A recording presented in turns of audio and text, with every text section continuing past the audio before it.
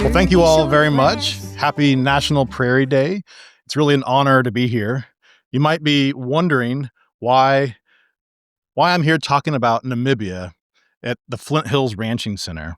And it all goes back to Josh Hoy, who I know many of you know and many of you miss, as do I. I wish that he was here today. He invited me to come talk about Namibia. It's a place that he wanted to visit.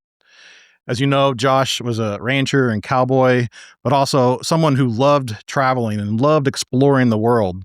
He had been he had been to multiple countries around the world working on ranches. He also gave a talk here, which I attended, telling a story about traveling on horseback across the country of Kyrgyzstan with his father. And so, in many ways, today is also another father-son travel story, but it's one that, unfortunately, Josh is not going to be here to listen to. But I think of him, and I'm really grateful for him inviting me to be here, and grateful for all of you being here today as well. So, my goal today is to tell you about African ranchers, what it's like to be a rancher in Southern Africa, specifically in the country of Namibia. Namibia is the second least densely populated country in the world, second only to Mongolia. So it's a country with vast ranchlands, vast rangelands, grasslands, savannas, deserts. On the west coast, you have the Namib Desert, which runs right up to the ocean, to the Atlantic Ocean. And on the east, you have the Kalahari Desert. So it's really often called a land of thirst, a land between two deserts. And as you can see here, Namibia is located in the southwestern corner of Africa, just north of South Africa and south of Angola. At one point, it was called Southwest Africa, and it gained its independence from South Africa in 1990. So it's a really wonderful place to explore, especially for someone like me who grew up loving open spaces, loving grasslands and savannas, and loving ranch life like we have here in the Flint Hills. So my father and I are going to tell you a bit about our experience in Namibia, and then hopefully come back and share some similarities and differences between Namibia and the Flint Hills. And hopefully, we can all think together, what are some possible lessons that we could learn here in the Flint Hills from Africa? I often think that many times we, as Americans or, people in the West, we often go to Africa and try and tell them how to do things. But I think after my time in Africa, there's so much we can learn from them and bring back here, and so many differences, but also so many similarities. So I want to start by just saying that I grew up around conservation. As you heard, my father has worked in conservation for over half a century. And as a kid, I grew up traveling along with him as I grew up here in the Flint Hills. Here's a photo of us holding hands, walking along the road, just up here at what later became the Tallgrass Prairie National Preserve. And throughout my childhood, I had so many adventures with my father, traveling around the Great Plains on his many conservation campaigns. So it's a place that is incredibly special to me, and a place that I always knew I wanted to come back to. At the same time, when I was young, I was obsessed with travel. Every chance I got, I would take off and go somewhere, even though my parents kind of often maybe rolled their eyes, or my mom says she worried about me, but maybe didn't always say so. But in college, I studied in Spain, in the Canary Islands, studied and traveled around Mexico. I taught English in China. And then after college, I vagabonded around Europe and Canada working on farms. I worked on a sheep and broccoli farm in Nova Scotia, right on the Bay of Fundy. I worked on a vegetable farm in France and another farm in Belgium. And all these experiences, I think, gave me a unique perspective on the world. And but at the same time, also always reminded me that we have something really special here in the Flint Hills. So I have my two kids here today, and I always knew that I wanted to come back to Kansas to raise my family. So I'm really glad to be here. So how did I end up in Namibia? Well, eventually, I went to grad school at Michigan State University. I studied under a very wise and knowledgeable anthropologist named Bob Hitchcock, who also had worked for nearly half a century advocating for the rights of indigenous people throughout the world, in particular, San Bushman people of southern Africa. Bob told me that Namibia was one of the most beautiful places he's ever been, with vast landscapes, rural areas that I would probably fall in love with, and I did. I wanted to go somewhere in grad school to study conservation, and I wanted to study grasslands and live in a place that had similarities to the Great Plains. I wanted to go and learn and bring back ideas that could be applicable to the Great Plains. And so that's why I ended up in Namibia. So my first trip there, I was still a kind of a relatively new to traveling around Africa. So I showed up, I rented this little tiny car, the smallest car I've ever had in my life, which, as you can see, is really easy to get stuck in sandy ditches. So this is like my first week in Namibia with this tiny little car, and I hit this ditch and had to kind of spend a couple hours digging my tires out before I could make my way. Don't worry, eventually I came back and I bought a pickup truck like a normal rancher would, and that made things a lot easier. But on my first trip, I took my little car and I traveled across the country from the far northwest part of Namibia, which is one of the most rugged and remote places in all of Africa. I visited Himba pastoralist people who are semi-nomadic pastoralists who have large herds of cattle, and I traveled with them, moving their cattle to different pastures. I met people like this guy who live miles and miles and miles out into one of the most remote and rugged landscapes in all of Africa. This gives you an idea of what the landscape looks like. It was hot and dusty. This part of Namibia gets hotter than you can imagine. Rachel came to visit me, and one time we drove up to this part of the country, and we don't even bother turning the air conditioner on in the truck just because it feels like you're in an oven. But that's just the way it is. It's rugged, it's hot, it's dusty, but it's an amazing place to experience a cattle culture like this.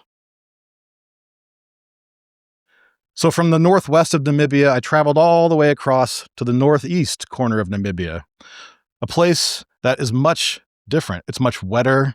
It's the only part of Namibia where they have perennial rivers. So it's an area of also grasslands, but these grasslands are often marshy and wet. And I camped here along the Kavango River, which flows into the Okavango Delta in Botswana. And here in my little campsite, I could look out at night and listen to the hippos and see crocodiles below in the river and hear the birds up above. This part of Namibia, which used to be called the Caprivi Strip, was a small area of land that stuck into Central Africa. And for someone who's interested in birds and wildlife, this is an incredible place to go. It's a international birding hotspot with hundreds of different species who live here. It's also a place where both of these areas in Namibia are areas where communities have formed conservation organizations in which community-based conservation takes place. So in which communities work together to conserve wildlife and benefit from tourism. And as I was traveling back and forth between these different parts of Namibia, learning about conservation and learning about wildlife issues, I would often stay on these cattle ranches like this one, and I was always impressed that many of these ranches offered guest houses and guest ranches and had accommodations for tourists, and they would sometimes have restaurants and cook you meals. And I was amazed by this rural ranch-based tourism. And so you would also see on these ranches lots of wildlife, like this zebra here. I stayed at this place, this ranch, and you can see here there's the pool, and in the background they have cattle up there. And so I became very fascinated by these ranches and also the people who owned them and lived there. People who were very similar to the people that I meet here in Kansas and the people I grew up around and my family. Many of the people in this part of Namibia are German Namibians. So these are descendants of the first German colonists to come to Africa, oftentimes in the 1880s and turn of the 20th century. So many of these, there's still around 30,000 German Namibians who live in Namibia, and Many of them speak a dialect of German called Südwestdeutsch, which is German, but a, a a dialect of German that has evolved in Africa over many generations. I became fascinated and visited many of these ranchers in this part of north central Namibia, including this guy who has a large cattle ranch, but also a guest house where people come to see these petrified dinosaur tracks, fossilized dinosaur tracks. And so here are some other tourists that just happened to be there that day. And I asked him if I could interview him and stay for a day or so and learn about his operation. And of course, he said, sure, just go ahead and pitch your tent just down there a ways in this dusty patch a ways from the house. So I did. So I drove my little car down there and I pitched my tent in this dusty patch under these trees. And it was a really hot day and a really hot night. So I took the cover off my tent so I could just look up through the mesh coverings. And I went to bed, and the stars were incredible. I've never seen more brilliant stars than in Namibia, except for maybe the sandhills of Nebraska, where we've also traveled. But Namibia is something special. So anyway, it was a hot night. I went to bed in my tent looking out at the stars in this dusty patch. And then I woke up the next morning, and I looked out my tent, and all around me in this dusty patch were cat tracks, big cat tracks, just circling my tent. So, if I just would have opened my eyes, I would have been greeted by something quite intimidating, I would say. But as I traveled around Namibia, I learned about the history of ranching. I got to see these beautiful ranchlands like you see here. And I got to learn about these groups called conservancies. And in Namibia, there's two different types of conservancies. There's conservancies on communal land. So like the communities I described before, where they have large community organizations where they manage wildlife and tourism. But there's also conservancies on private land, on private ranch land. And these are groups of neighboring ranchers who have agreed to work together to manage free roaming wildlife across the boundaries of private land. And I became fascinated by this. I thought, well, this is really incredible. I want to learn more about these ranchers and why they're working together and how they're working together and why they've chosen to conserve wildlife and how they integrate wildlife with cattle ranching and how they get tourists to come here and pay all this money to come stay on their ranches. And so I went back to Michigan and I saved up some money. And then a year later, I was back in Namibia, this time for much longer. I came back to stay for over a year. And so I showed up on my own. This time I bought a pickup truck, like I said, not my little car that got stuck in the sand. And I was back, this time to stay. So my goal was to try to learn about these conservancies and to conduct ethnographic research, which means as an anthropologist, I study humans. And our hallmark method of research is called ethnographic research, which involves participating and observing in the ordinary life of the people you're studying. So it's sort of about immersing yourself in people's everyday lives and interacting with them and over time gaining a perspective of how they see the world. So that was my goal, to try to understand these German Namibian ranchers and the conservancies that they formed. So this map here gives you a bit of an idea about the differences in land tenure in Namibia. So the different types of land ownership. About 45% of land in Namibia is privately owned. So these are large ranches. In the north, most of these ranches are cattle ranches. And in the south, most of the ranches are small stock, so goats and sheep and things like that. So as you can see here, the dark red area, that's privately owned land. The yellow are national parks and other government-run natural areas. And then the green areas are the communal lands, which I mentioned earlier. So these are areas in which the land is owned communally and managed communally. So as you can see, Namibia has large areas of livestock production on private land and communal land. Most people in Namibia have some connection to livestock. And private land, as you can imagine, has its as you can probably imagine, has its origins in European colonialism. As I mentioned, it was first a German colony around 1880. So many of the German Namibians that I met, their ancestors first came with the Schutztruppe, the German colonial military that came to Namibia. And some of the people that I met, their land was first given to their ancestors in exchange for their military service during the colonial period.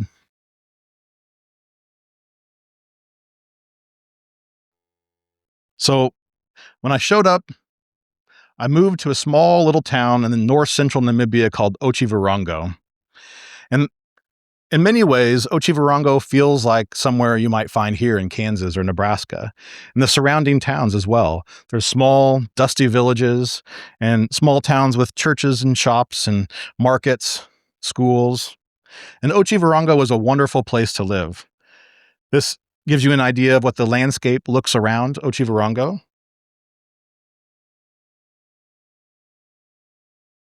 This is the vast ranchlands that surround the town. And as you can see, bush encroachment is a major problem in Namibia. And we can talk more about that. But my research at the time was funded by Rotary International. So one of the first things I did was I connected with a local Rotary club, which actually had their meetings at a crocodile farm, which was unique. So we'd sit and have lunch and look at the crocodiles. And many of these Rotary members were farmers themselves. In Namibia, I should note, the ranchers call themselves farmers, so no one really uses the word rancher or ranching. So if I talk about farms or farmers, that's what I mean. And after these meetings, I'd go and drink coffee with all the older guys and hear stories of what it's been like to grow up and raise families and ranch in Namibia. And this one guy here on the left, his name was Herr Steekman. He was one of the older guys, and he barely spoke any English, and I barely spoke German, but somehow we always managed to have wonderful conversations. Although one time I said, I told him that I bought a new truck, and I was trying to explain. I said I bought a new boki. That's the word. Well, bucky is the word for truck. Boki is a goat.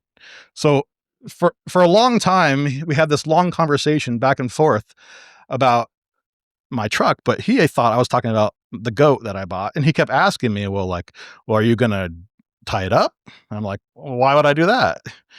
Are you gonna eat it? What? So it's easy to have those types of miscommunications, as you probably know, if you're speaking in another language or trying to learn one. But Herr Steekman was an interesting guy. He's the only person in Namibia that I met that had actually visited Kansas. Not only that, but he visited the Flint Hills. He told me a story about how he came to Chase County in the 1950s, and someone took him up on a hill where they had a piano. So he went and played the piano up on some hill here in Chase County, which is really incredible. And I wish I knew more of that story. But a number of these Namibian ranchers came to the U.S. To visit other ranches or to buy bulls, and they would fly them back to Namibia. So there was often these interesting connections between ranches in Texas and Kansas and other places here in Namibia. And because of this German culture, there's wonderful food in Otjiwarongo. So some of the strongest coffee you've ever had, which probably is the reason why I developed an addiction to coffee during my time there in Namibia, but also great strudels and pastries and German bread and schnitzels and all kinds of wonderful German cuisine. It didn't take long for me to fit in Otjiwarongo. Within my first week, I was thrown into local culture with their big carnival celebration. So within my first week, I was, partying and dancing and riding on a float in the parade and starting to fit right in, making friends. Otjiwarongo is really quite an amazing place. The German culture really shapes the town. And so every year they have a big Oktoberfest celebration where everybody comes together from the farms and has a big festival, and they're clinking their beers together and eating sausages and dancing into the night. And it's really at the heart of Namibian cattle country. And that's why I wanted to be there. I wanted to be in the heart of Namibian ranchland, where I could learn about these conservancies that I told you about. I think this picture really also highlights the interesting cultural divides or hybridity of this area. On one hand, on the left, you see this sign, that banner advertising the upcoming Oktoberfest. So this really gets to the German Namibian culture. And on the right hand side, you see a banner promoting SWAPO, which is the revolutionary party that controlled Namibia at the time. So one is a black independence party. The other is a German Namibian cultural celebration, which in a way really highlights the unique mix of people in Namibia, in this area in particular. So it didn't take long for me to make friends and build connections. And at first, when I moved to Otjiwarongo, I rented a room at a German boarding school, basically in town, and I got to know many of these German ranchers whose kids were coming to school.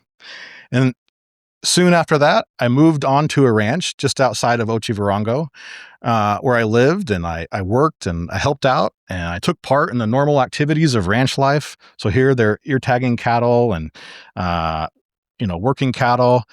Most, as you see here, this rancher has a number of workers. Most ranchers in this area have farm worker communities on their ranches.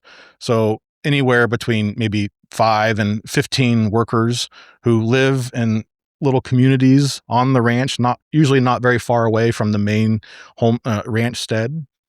And many of these workers have their families who also live with them on the ranches.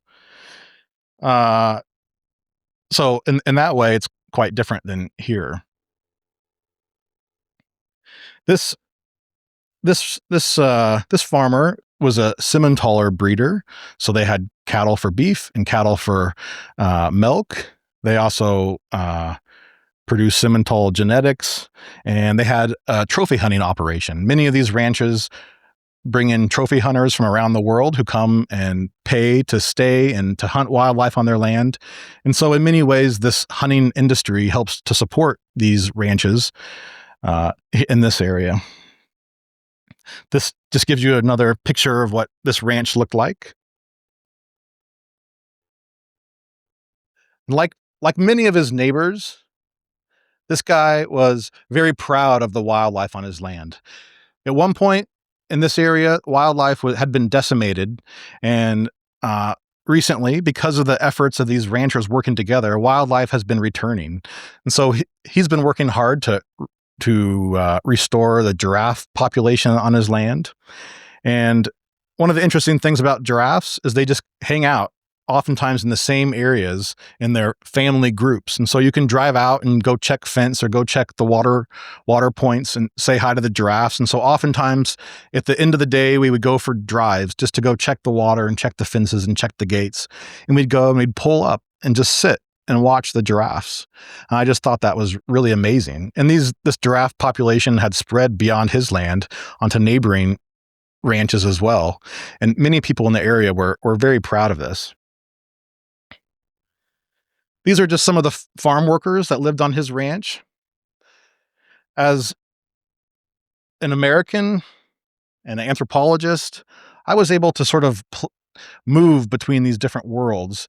Namibia is a very racially divided place, and many of these divides go back to the history of apartheid and colonialism. And so even on ranches, there's a major division between the ranch family and the farm worker family. And many white folks don't interact with black folks unless it's in a working relationship. But me, I can kind of float between everyone. So, oftentimes during my research, I'd hang out with the ranchers and their family, and then I'd go and hang out with the farm workers, and I'd get to know them, and I'd hear their perspectives. And as an anthropologist, this is really important. It's really important to hear the perspectives of people who are often maybe excluded or outside of the realm of whose voices are normally heard. And I just thought this house here I thought symbolized their connection to the wildlife as well. Many of the farm workers that I met were also very proud of the wildlife that was returning. I mean, they were doing much of the labor that was helping to bring back the wildlife and helping to care for the cattle. And so in many ways, and one of the things I advocated for is that these conservancies and that the benefits that come from hunting and tourism also flow to these often very impoverished farm worker communities. This older man on the right, for example, he told me a story about how when he was a kid, he would grow up playing with the farmer, the white German farmer, and they were kids. And many of the German ranchers, they would speak the indigenous languages as well. So they grew up playing with the farm worker kids. But then oftentimes when they grow up and then they become 18, for example, and take over or work with their fathers, all of a sudden these social relationships change and it becomes much more of sort of boss and worker relationships as I experience on many of these farms. But for many of the farm workers, they struggle with this, and they question why these types of social relations have to continue to persist. So I mentioned this guy because he told stories of running around as a kid playing with this farmer who's now his boss and treats him in this sort of way. And as an anthropologist, going to a place with these types of racial divisions and was often challenging. So here's one example where the Conservancy came together to help fight a wildfire. So we were sitting around. I think we were listening to the one German Namibian radio station on the front porch when a call came in on the radio that there was a wildfire. And in Namibia, they really worry about wildfires, especially because of the problem with bush encroachment. So the radio call went out to everyone in the Conservancy, all the neighboring ranchers, and we all jumped in trucks and rushed off and filled up tanks with water and grabbed the workers and sped off. And at one point, we were racing down this road. We were pinned on a fence on one side and thick brush on the other, and the fire was racing towards us. And I rolled up the window as fast as I could, right as the flames hit the truck, and we sped off. And we managed to get everything under control. But this is just reminds me of one of the ways in which these ranchers work together. I made friends with lots of other ranchers in this area as well. This is one of my best friends at that time, Thorsten, who I actually just was talking to the other day on WhatsApp. We still keep in touch, and every year he sends me messages whenever they get rain on their farm and the water holes fill up, and he sends me pictures of how beautiful everything's looking. But his family also raised cattle, but also took pride in the wildlife that they had. They installed wildlife friendly fences, so for different types of animals to go through these fences on their land. And they also reintroduced springbok and had a large population of springbok that moved freely across their ranch and neighboring ranches. And they cared for their pastures and their forage and their cattle. And we spent many days on the farm.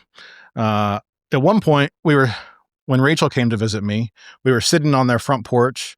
She was facing the house, and I was facing out, looking at a landscape just like this. And one of their old farm worker guys was sitting there next to us. And all of a sudden, he jumped up. We didn't know what was happening, but he jumped up. He grabbed this whip made from like a broomstick and like a serpentine belt from a truck and just ran behind Rachel and smacked the snake on the head. It was like this long spitting cobra that was coming up right behind Rachel. So that was one of her first encounters with Namibian wildlife. Then the guy said, well, you're going to have to eat it now. You know that, right? And she's like, well, okay, I guess. But we never did. I don't know why. So during my research, I took part in all the different activities of ranch life. So many days were spent working cattle or hunting. Most of these ranches would harvest game to feed their worker communities and their families. So oftentimes they would outsource that job to me, and I would go hunt and bring back meat for everyone. In this instance, I shot I was asked to go shoot this kudu who had been actually speared by a poacher, and it wasn't doing very well. So I went out and shot that animal, and then we brought it back, and everybody had a feast. This is another rancher who is one person in particular who really worked hard on combating bush encroachment. In Namibia, it's like the Flint Hills in many ways, in the sense that uh, fire was a natural part of these landscapes. But as fire suppression during colonial periods became more of a something that was promoted, and as overgrazing became more of a problem, and as fencing encircled areas, all these factors together, started to really lead to this problem of bush encroachment. But there's some people who are really working hard to fight against it. This is someone who struggles with bush encroachment. As you can see in his landscape behind him, almost the whole area is covered in these acacia thorn bushes. And it really, as you know, reduces carrying capacity for cattle and for wildlife. It impacts cheetahs, for example, because they'll poke their eyes on thorn bushes. So he has this whole community, this whole village of people that have come from Central Africa and other places to come and produce charcoal by chopping up these trees and burning it and turning it into charcoal. This is just another ranch family who has a beautiful guest ranch where people come and stay, and they take tourists out, or hunters. Here's a hunter getting ready to go out for his hunt.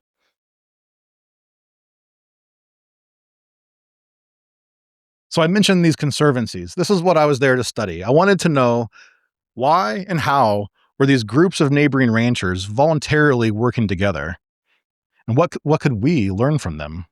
So this is what a typical conservancy meeting looked like. Oftentimes there were 20 or 30 members, and most of the ranches in Namibia averaged around 10,000 acres, although I met some ranchers who had over 100,000 acres, one person who had nearly 200,000 acres. So oftentimes they were very large ranches. In fact, some people had ranches that were so big they rarely ventured into certain areas. And one way they would keep an eye out for poachers was to look for vultures. And if they would see vultures circling on one area of their ranch, they would know that something's up. So they would often go check out the vultures and find perhaps a whole little group of poachers who had set up shop and were hunting game on their land. This is what a conservancy looks like from above. So here's like a plat map of different ranches in the area, and all the colors show the different 4 subdivisions of this one conservancy.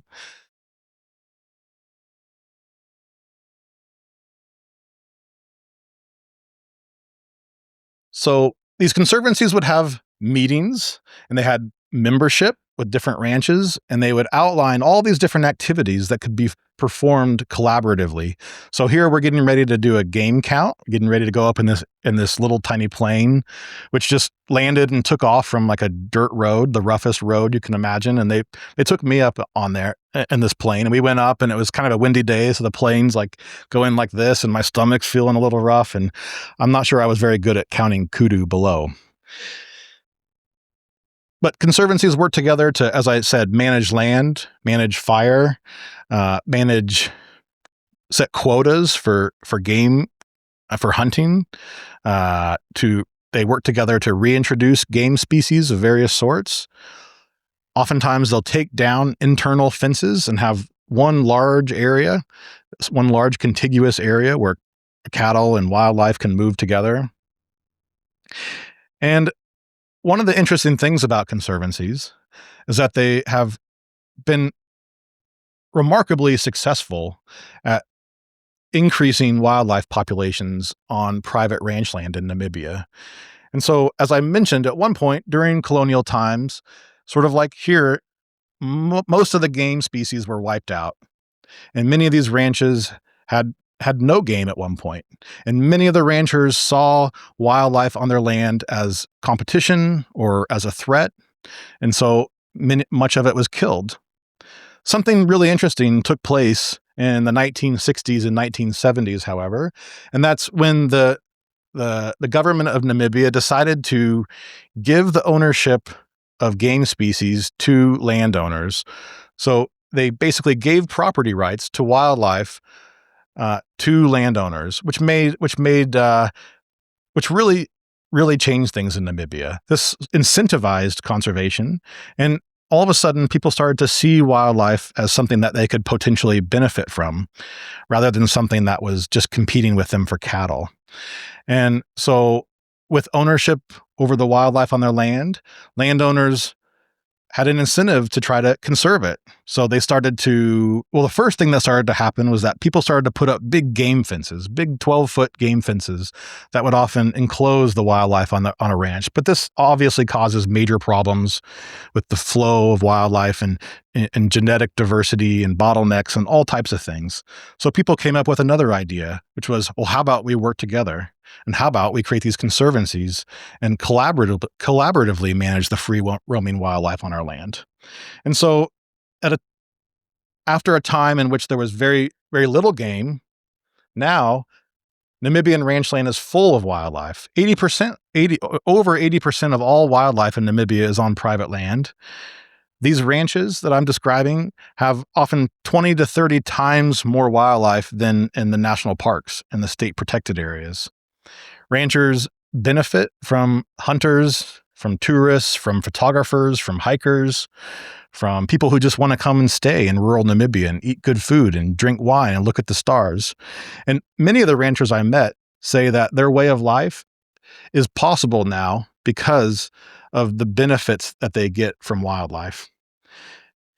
And so, in a way, what I found really amazing about Namibia is that these groups of neighboring ranchers worked together to create economies of scale and reshaped their whole ranching economy that to benefit not only them, but also their environment and wildlife in the process.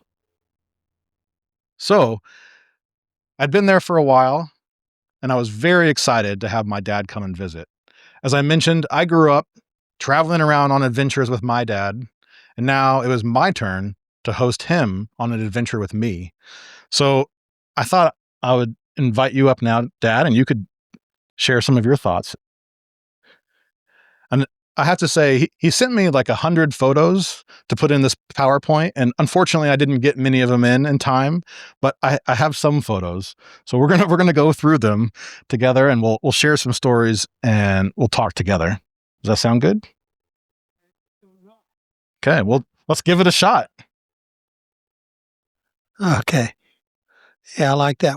We went camping on Con's farm.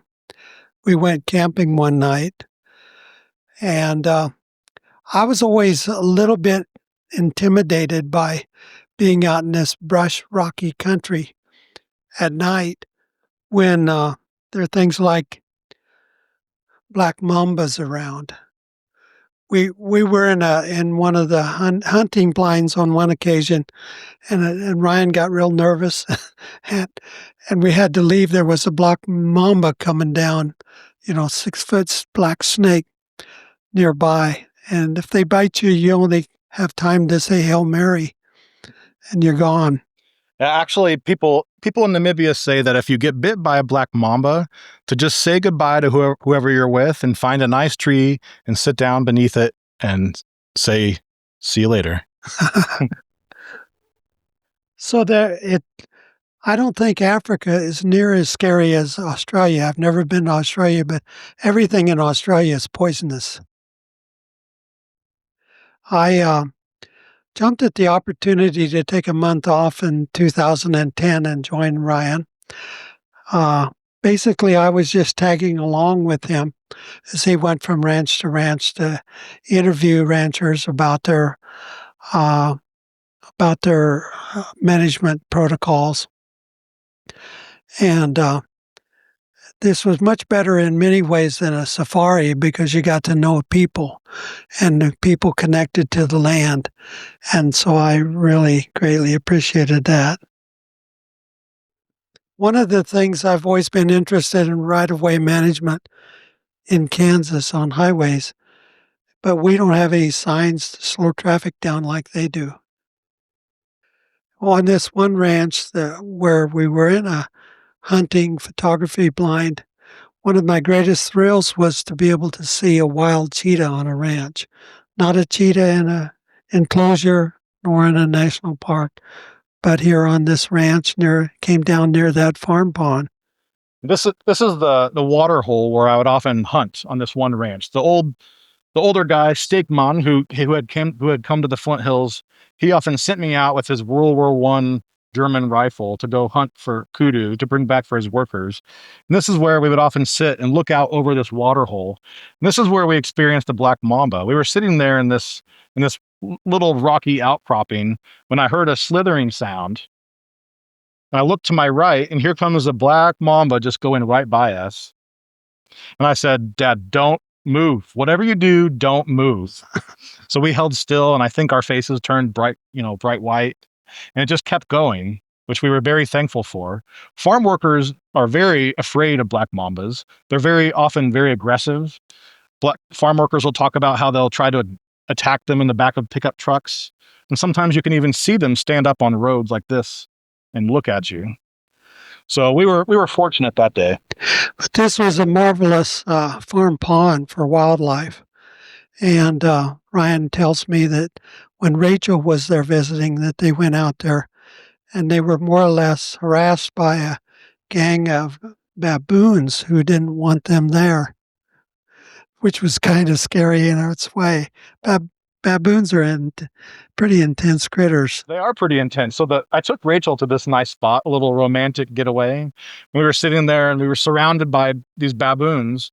And the baboons will send out their like enforcer, the big guy, and he'll come forward and he'll show his teeth and he'll yell and scream and try to intimidate you. And then, but at that point, I'm used to baboons, so I can intimidate him back and throw some rocks back at him. So, but she was like, are we okay? I'm like, yeah, it was not wrong.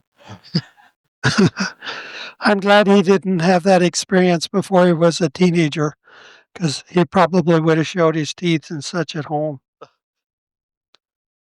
On one other occasion, we were at Tosha National Park, which is one of a couple of days where like a safari, except with just my one driver.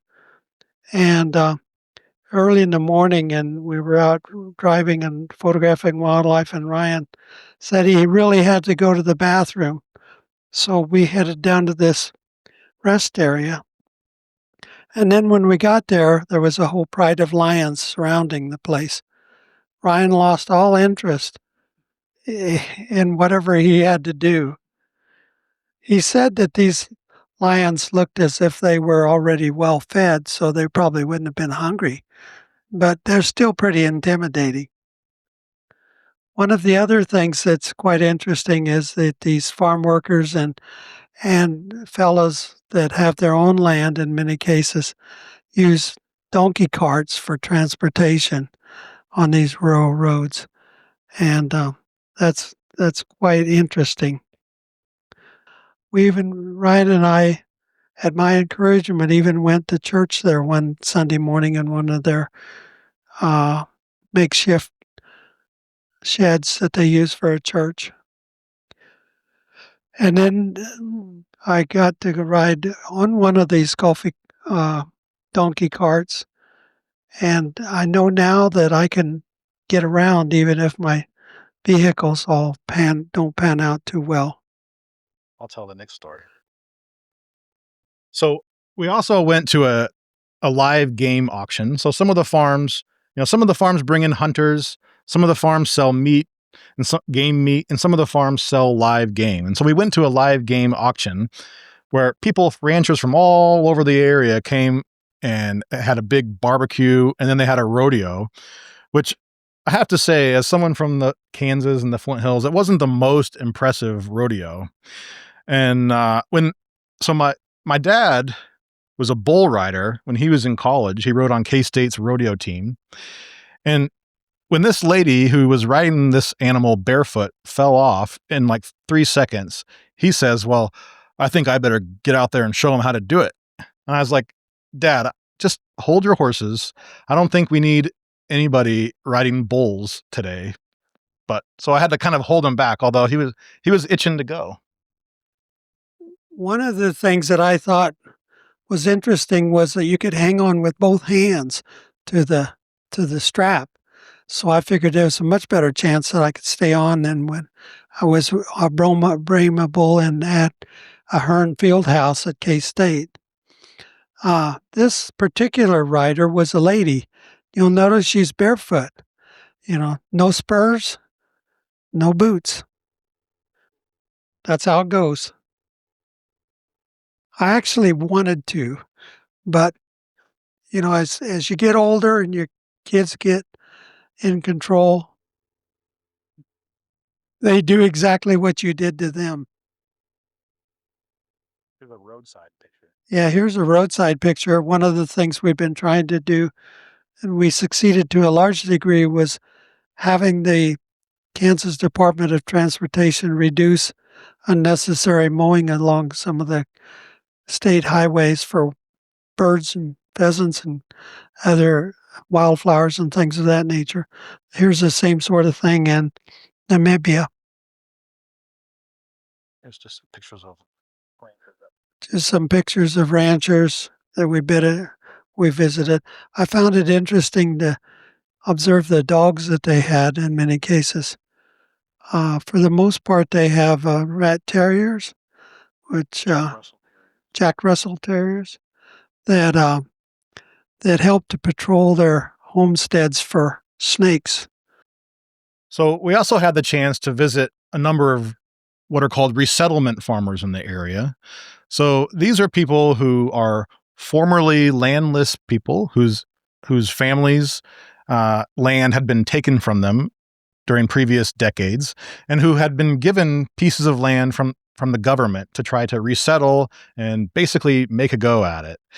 Many of these parcels of land were much smaller than the ranches that the white Namibians ranched on. These were often small areas, small homesteads, oftentimes very bush encroached and poor forage quality. But many of these resettlement farmers lived right next to these ranches. So this area that I have been describing was often scattered with these resettlement farms. And in some areas, there was large areas of resettlement farms altogether. And so we had a chance to go visit this guy here with a nice smile. His name was Adolf. He was one of the most charismatic, intelligent resettlement farmers that I had ever met. And he's seen over his lifetime the changes that have been taking place on Namibian ranchland. The repopulation of wildlife, and the way that tourists come, and the way that all these ranchers benefit from tourists and benefit from wildlife. And he wanted to benefit too. And so one of the things that he wanted more than anything was to form a conservancy of resettlement farmers. And he wanted to be able to work with his white neighbors. And so I spent a lot of time talking to him about his goals and his vision. And one of the things I've advocated for is that ranchers in Namibia work closely with resettlement farmers to try to also expand the scale of conservancies, but also to try to provide benefits to these rural communities who are in many ways much more impoverished than the ranches around them. One of the things that Ryan suggested, and I'm pictured here in the center of these gentlemen, is that they respect age. And so that's why I got to sit there with these guys. I'm trying to bring that message home, but haven't been too successful here. Alrighty. Look how agile you were back then. Yeah, I could get in and out of a tent. I've had a tent like that set up on Bill Browning's ranch, photographing prairie chickens. One of the things that I thought was incredible was how friendly everyone was, how friendly the white ranchers / farmers were, and how friendly the native resettlement folks and farm workers, all of them. I've just never felt that everybody was in as much harmony as and had as much hospitality as they did in Namibia. Here's a picture of a worker for Adolf, who is pictured there, and that lives on his property. And Adolf built this house literally brick by brick. He collected these bricks from nearby farms over a period of years and built this house brick by brick. He collected old solar panels that ranchers had thrown away and refurbished them. He had all these crops and goats and cattle. And, I often throw in this picture to just show that this is sort of the condition that many resettlement farmers are living in. So for many people,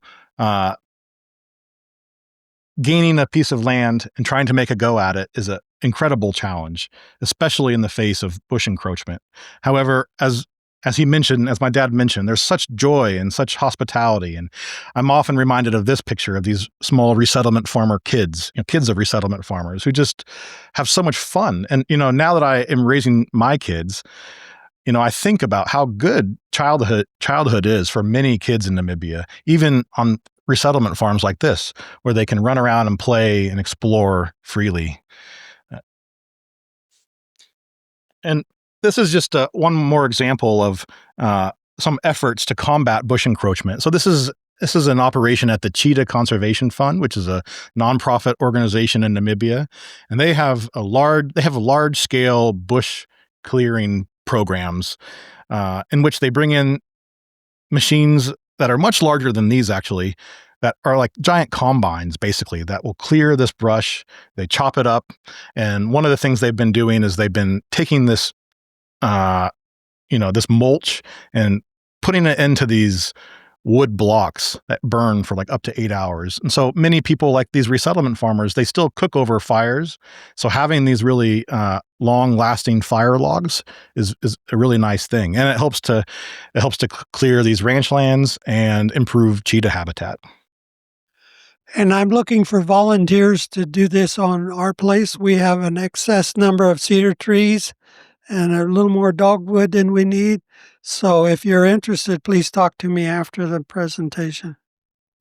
We'll get into the end. So if you want to say. Okay. One of the things that I think became very obvious was that, a century or more of fire suppression has made the land less desirable for many grassland species, cheetahs in particular, but also many of the grassland birds. Cheetahs can't run through these thorn bushes because they could get them in their eyes. And that's a real problem for cheetah conservation. There's an organization near Ochivarongo called the Cheetah Conservation Fund, which is run by a lady that I think originally from Oregon. And she's really done an awful lot for cheetahs and cheetah conservation. There, in addition to a relative absence of fire, which probably requires some strategies that go beyond what we have to deal with, is I noticed that they don't use barbed wire fences in Namibia. They're all smooth wires. They have more posts closer together, but they have smooth wires, and I kind of like that idea. I don't like working with barbed wire myself, but it works to keep livestock enclosed. The other thing that I noticed is that, they refer to themselves as farmers rather than ranchers. And there's one thing that we have in our ranching culture in America, particularly in the central Great Plains and Southwest, is the use of horses. And you see very little evidence of use of horses for livestock roundup and movements and stuff in Namibia. And the ranchers often wear shorts. Yeah, the ranchers themselves wear shorts. I don't think the workers do very much. But I don't wear shorts in that kind of country, even here. I'll take it from here, and then you can come and share some more thoughts if you. Okay. So all of this brings us back to the Flint Hills. And these are two photos from our land in Pot County, north of Manhattan. And I think a lot about, I've thought a lot about, well, what can we learn from Namibia? And what can we learn from conservancies? And I think actually we can learn a lot. I think it's quite inspiring that all these different groups of neighboring ranchers came together and formed voluntary associations to manage wildlife and work together and increase the scale of habitat management, the scale of ranching, and the scale of cooperation. And, I think, so recently I've been attending a number of grazing workshops here in the Flint Hills, and I hear a lot about burn associations. And I think about burn associations and their similarities to conservancies. And in many ways, they're exactly the same. They're groups of ranchers, neighboring ranchers who come together, form some sort of management plan and agreement to work together. But I think we can actually go beyond that. I think that we can learn from Namibia, and not only can ranchers work together to burn and to manage fire, but we can work together to manage habitat and reintroduce species, and perhaps create creatively about tourism opportunities and hunting and bringing visitors here to experience the wonderful ranchlands that we have, just like in Namibia. And so I think conservancies are actually a great model for the Flint Hills and a great model for Kansas and the Great Plains. And this is a map of Manhattan. As all of you know, we are facing major threats in the Flint Hills and elsewhere in terms of woody encroachment. And I think it's going to continue to pose a greater risk for places like Manhattan. I don't know if you've been to Manhattan recently, but if you drive northwest of town or in these other red areas, you'll see the extent of cedar encroachment and, growing number of ranchettes that spread out into the countryside, and all of this, suburban sprawl and landscape change is only going to continue to increase the threat of wildfire and reduce the productivity of grazing lands. And so I think in a lot of ways, what we need now are conservancies here to help deal with this threat, but also to help find other avenues for providing sustainable livelihoods on ranchland in the Flint Hills. I think a lot about how well Namibia has done in terms of nature-based tourism and wildlife-based land uses. This is a photo from 2 years ago. I led a tour with Ed and Sil, who are back here. We led a tour together of Kansas, focusing on the tallgrass prairie and mixed grass prairie for people from all over the country. And we took them here to Matfield Green, and here we are walking on the art trail just down here at Matfield Station. Many of these folks have traveled all around the world. Some of them have literally been to Timbuktu, but many of them have never been to the prairie, and so people want to come see what we have here. And I think many people from Kansas don't even understand or don't even realize how special the Flint Hills are and how special what we have is. So I think there's so much potential here for incorporating nature-based tourism and wildlife-based tourism into our ranching economy. And this is a picture of me and my wife and kids floating we're tanking on the Calamus River in Nebraska, which is one of my favorite prairie rivers that weaves through the sandhills of Nebraska. And you just get in a livestock tank like this, which I often say is great for kids and drunk people, either one. I've incorporated Namibian rituals into my life, like the sundowner. So in Namibia, on all these ranches, it's very common in the evenings to go drive up on some hill somewhere and bring a cooler and watch the sun go down and enjoy each other's company. And this is now one of our favorite activities. My kids love to eat watermelon we have a watermelon hill, which is this hill that looks out into this valley, and that's where we go and eat watermelon. And we love taking friends up into the prairie for our Flint Hills sundowners. I also love cooking over fires. That's a Namibian thing that I've adopted. So in many ways, ranch life in Namibia is the good life. And we can learn about that and incorporate those things here. And we do many of those things here as well. I feel so happy that my kids get to grow up around farm and ranch life and get to explore the prairie and get to run around in the hills and the same creeks and woodlands that I got to as a kid, and that they get to grow up around livestock. I'll just mention, for the past few years, I've been part of a research project on the benefits and risks of growing up around livestock. And this comes from really amazing research that shows that kids who grow up around livestock, in particular from the time in utero to the time of age of 3, have stronger cardiovascular systems, stronger immune systems, lower rates of skin conditions, lower rates of asthma. So there's all these biophysical benefits, along with all the social and cultural benefits that come from growing up around cattle on farms and ranches. So since Namibia, I've continued to work with farmers and ranchers. As Annie mentioned in the introduction, I'm an anthropologist now, and I continue to practice anthropology as a consultant. And I work with the University of Nebraska Medical Center and other health and ag research centers. I work on large cattle feed yards, and I spent time on dairy farms and with meatpacking plant workers. And one of the most interesting things that kind of ties this all back together is that in my work on cattle feed yards in Nebraska and Kansas and Texas and this area of the plains, I continue to meet white Africans who are here working in the plains in American agriculture. And so I've met many of these most of them are from South Africans, but I've met Namibians and people from Zimbabwe. And many of these, in contrast to the German Namibians that I worked with, many of these are Afrikaans speakers, people that are often called Afrikaners. And I met many of them in Namibia as well. But many of these Afrikaners are now coming here to work on feed yards and work on custom cutting crews and ranches. And I think it's important that we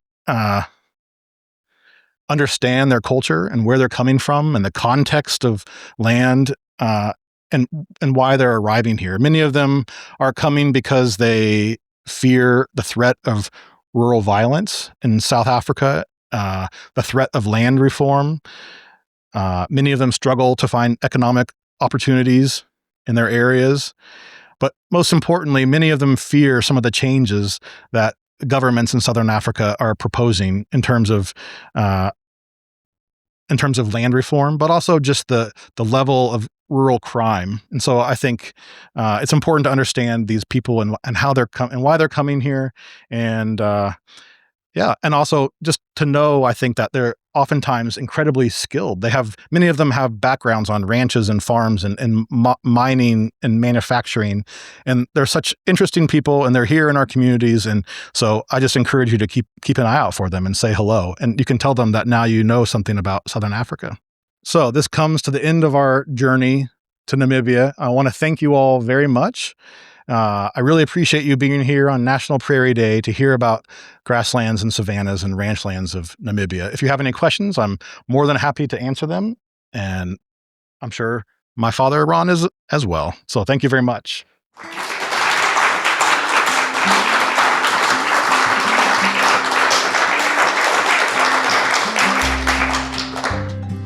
Westward we go toward the last buffalo, to the high plains of sturdy short grass, where the great southern herd still a sight beyond words, as it covers the prairie so vast. On the Plum Creek and Turkey Creek, Smoky Hill too, our ponies and families walk,